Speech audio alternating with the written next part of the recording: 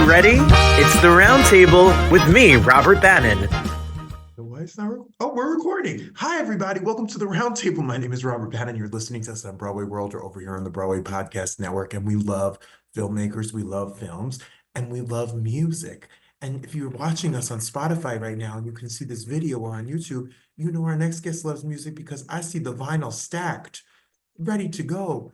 Olivia, welcome to the show. Hi, Robert. Thank you so much for having me. And we're talking about music that you put together in a film that's a documentary. So you are multimedia, you are just a triple threat. So we're talking about endless calls for fame. And I'm from the 80s and from New Jersey. So I remember a little bit of music in the 90s and in the early 2000s, etc. Tell me, what's your connection to this band, this film, and how did it all come about? So, well, thank you for having me, first of all. And so I'm a city kid from New York, and I was like in the New York club scene, and I was DJ, and I was friends with lots of musicians, and I was in that whole kind of world. And I just was friends with a lot of musicians, and I kind of was involved in it was like a family, really. It was a family of friends, a family of artists, all kind of together in New York, downtown in that period in the 90s. And I became good friends with them, and they would, it's that sort of cliche story, like your friends are playing a gig. It's like, hey, go check out my new band, go check out this. And that's what we did. And that's how I got to meet the guys in the New Rising Suns. And I sort of fell into it and started to follow what was actually happening to them as the music business, the sort of more corporate music business, started to get super interested in like underground New York, all the underground New York sounds that were coming. And that's kind of how I originally connected with them. And that was, with no idea, by the way, that this was going to be anything, all these years later. It was like hanging with my friends, taking video of them, going out to clubs and venues and hanging out in New York, For sure. Well, Endless Calls for Fame, it's the story of the New Rising Suns. What does that band in particular have in terms of a story that makes you kind of tell that time? Why of all the bands, why is this band the one that's got the movie in them? It's such a great question. So there's two answers. One is people are like, there was something about, they came out of this like New York hardcore scene that was really big in CBGBs in the 80s, like in the mid 80s. And not like there was a kind of ethos there. Like they had it was like a culture that like people loved. It was just a great scene. It was very young, really, really young. So it was kids had an opportunity to like shine musically, right? And so these guys came out of that scene and they were sort of pulled together. And they were creating something a little bit different. And it had like a sound that to me was just like it was super cool, and it was something that people were really into and excited about. And so I think that's kind of why. But my entrance into this actual project was completely random in the sense that I had no idea this was going to be a film, because um, Kevin, who was a guitar player, he basically came to me and said, look, I'm looking for photographs of us at that time. Do you have anything? I said, yeah, I have photographs, but let me see if I have any video. And I literally had all these tapes of them playing gigs when they got their first like demo deal. I'm like, wait a minute, there's like something here. Like, let me explore this.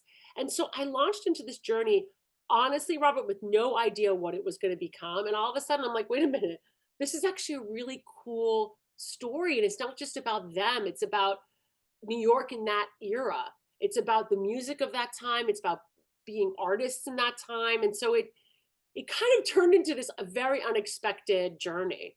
Well, that's what I found so fascinating reading about it and starting to watch the film is that, yeah, it's about this band, but it's also about a time in music that's kind of gone by, like, rock music in general, and the way that radio airplay is an independent underground, these clubs. It's such a different, people go on the internet, they post their songs on YouTube and social media, and it's such a change. But in that time where you were in person, you were seeing these bands, you were learning their music, you were a part of the scene. It's kind of a love letter to New York and the music of that time.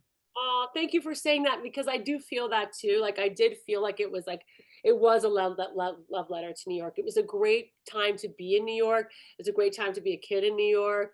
It was a very different way of living, but I really enjoy the fact that you know, there for people who lived it, it's super nostalgic. Like you go back into your little like warm place of like, oh, wasn't that great? But what I love is when I'm showing the film to younger audience, even like teenagers, for them it's amazing because they get to kind of have a window into this world that they had never experienced. They were born way after they it's so different from their super tech living, and they love it. They love to go back and see that because I think it provides sort of a form of inspiration for them.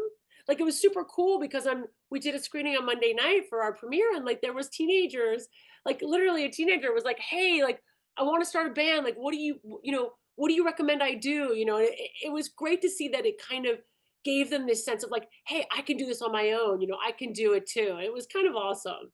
Well, that's what I was going to ask you. Who is this film is obviously for people who remember the music or love this time period or want to go. But what about everybody else? What about it is relevant to today's world? Why should everybody? You may not have heard the band. You may not have been in New York in the 90s, but it's something in it is for you. I mean, it's so interesting because that's so interesting you say that because everybody has completely different reactions, right? So, um, I think that people, obviously, music people, any musician who sees it is just like, oh, there's a lot because they've gone through it themselves. Any New Yorker who sees it is like loves to see the venues and CBGBs and Barry Ballroom and all that stuff back then. Of course, they connect to that. But there's a um, yeah, there's a sadness to it because obviously it was really tough to be an artist, but I also hope that it inspires people never to stop making their art in whatever way they're doing it. You just have to keep going. And that is something that I think I'm seeing people are taking away from it. I even had, I have people in their 80s seeing the film and kind of thinking, well, oh, as a parent, I worry about my kid, but I want to have them pursue what they want to pursue. It's been so fascinating for me to see the audience reaction and the how each individual person is bringing up their own piece of it. Um, and because it is a film that's so much more than just the story of this one band. It's so emblematic of a period and of a life experience for so many creative people. Well, what I took away from reading about it and starting it is that, in this business, in show business, in whatever acting, sing, movies, whatever, you think you make it. You sign a multi-million-dollar record deal. You think you're going to be famous, retire, tour the world. There's so many levels. And when you reach the top of an impossible mountain, there's another mountain to climb. What was it like for this band to kind of relive it? And what was the feeling you got about the peaks and valleys of their career and how it translates to all artists?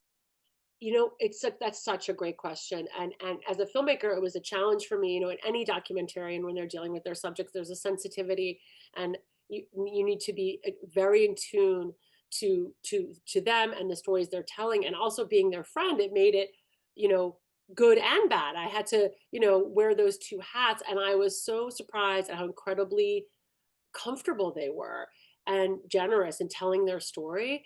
And the ups and downs are so honest. It is the honest way of that's the story. And that goes for people making films too, like or making theater or making whatever work you're doing. Like it it is more honest to say, look, here it's ups and downs, and people are going to beat you down, but you got to keep going. And for them, I think there was a lot of catharsis in a way to be able to tell that story. You know how you have things in your life where you find there's things you want to say, there's things maybe you need to resolve in your own head, and I think the film gave them that opportunity.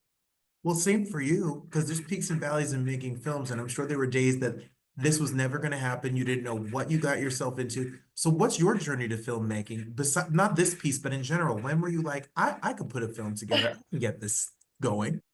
I love that question because it is so true. I had no idea that this was going to be anything. I came from television and film background. I worked in the industry and made films and projects for other people, for networks, for clients or whatever. But this was completely random. I mean, Kevin had asked me if I had photographs of that time, and then when I found this archival footage, I just said, well, maybe let me make you a little 5-minute video, right? Let me just make something for you and see what happens. And then I sat down for my first interview, and 2.5, almost 3 hours later, I said to myself, okay, there's something here. I got to do this. And so I just started doing it. And like a lot of filmmakers, it was 5 years in the making, losing time for the pandemic, so I just kind of kept at it and would do it when I'd have, my amazingly talented DPs. They'd be like, hey, I'm like, are you free? What are you doing Thursday? It's like, let me get my camera. I'll come with you and we'll figure it out. And like, they would support the project. Do you know what I mean? Like I had all these things and I inched forward, and I had many iterations. The film was cut, recut. I had to make even new changes this year. Like by the time it actually exists the way it is now, when we got distribution with Gravitas, it was had so many iterations and so many different cuts. And there were so many times where I'm like, oh, I can't do this. And I kind of never gave up. Like a lot of musicians don't give up, and that's like we're feeling very blessed to be here. But that's what's inspiring is that you made this film, you found this footage you didn't even know you had. Yeah. Put it together, you edit it, and then you get it distributed by Gravitas, you have it out, and now people can see this all around the world.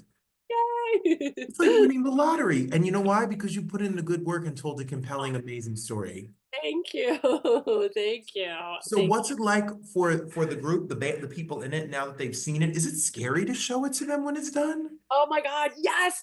I can, and this, I mean, I know anybody who's hearing this knows how hard it is to first screen your film for your subjects. I'm gonna tell you, I remember one of my first screening, I was in the back with my online editor. I'm like squeezing his hand. We had like a bottle of like Prosecco, and I'm like, I need to have a good, like, we were like sitting there like, okay, I'm like, and it was so intense to watch it. And it was really emotional for them. It was really emotional. It was a lot. They had to digest it. Like I remember they're like, I'll call you tomorrow. And they all did different times, different reactions, different emotions, but it was a lot.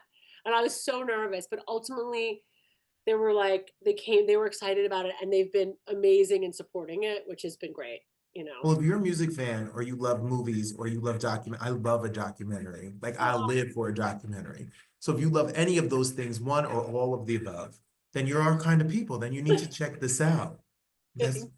So for you, what can we do to support the film? We can watch it, obviously, and how can we watch it? Oh my God, I'm so excited. So yes, as you said, we were picked up for distribution by Gravitas, which was literally like, again, I was like crying. I was so excited. It's amazing. They've been fantastic. And so it's going to be available on Friday. It's premiering Friday, March 14th. And it's going to be on Amazon, on Apple TV, on like all these other things like Fios and Spectrum. And the list is really long, but I would just tell people, if you look for it, where to stream, it's available. You're going to be able to see it finally. And I encourage people to see it. And yeah, that's kind of it. Go watch the film, everybody. Watch it. You'll love it, especially if anyone of a certain age, of a certain style, of a certain, you'll love it. And are you ready for the next decade of your life to be dedicated to another film? Do you just jump in? What's next? I have some stuff I can't actually talk about yet. I don't want to know. I just want to know the work you're working. Yes, it's happening. There's some really cool things happening, and I will be talking about it soon. So yeah. Well, we'll be following you. We'll be following the film, and we'll be following the next one. And we appreciate you so much for spending time to us. Congratulations for putting this together. Thank you so much for having me. My pleasure. Thank you. Take care. Be well.